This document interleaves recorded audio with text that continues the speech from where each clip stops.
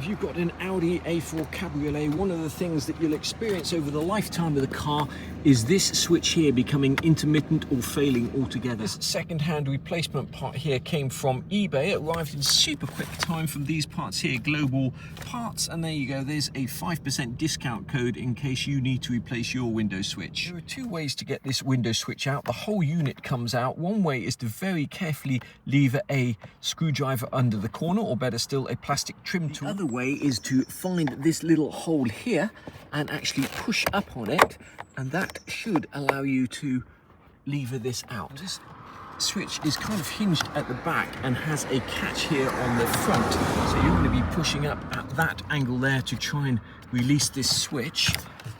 And to undo this wire here, there's a little tab you need to push down just there, and then the plug will just pull straight out like so. When you remove the window switch, it comes with this outer casing, and you need to very carefully pry this out of the outer casing without breaking any of the clips, which is quite tricky to do. And here on the back, you could see the part number there, 8H09598551C. Before we go to the rigmarole of removing this outer casing, we're just going to actually plug the new unit in and make sure everything works. It plugs in one way, and now hopefully the switches all work.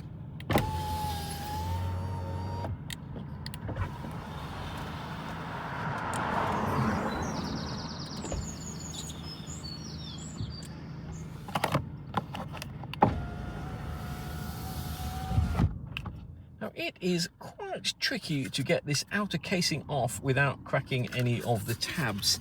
You can either do it by sliding down razor blades between these tabs here and kind of getting a screwdriver in there and very gently prying, but I do warn you, it's very difficult to do it without breaking the plastic, so take your time. I'm working this out slowly but surely. We've started with that catch there, and I'm just putting a small screwdriver in there. This catch here is out, but still you need to pull up on this. It's still locked in place with the other rear catches.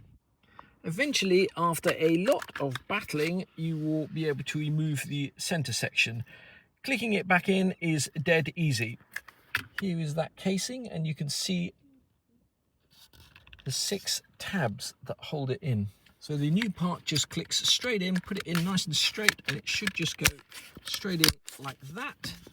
And then it's a 2-minute job just to plug that back in and click it in place. There we go, let's just try this one more time. It's working fine. It's working fine. The 2 back windows working. And that is job done.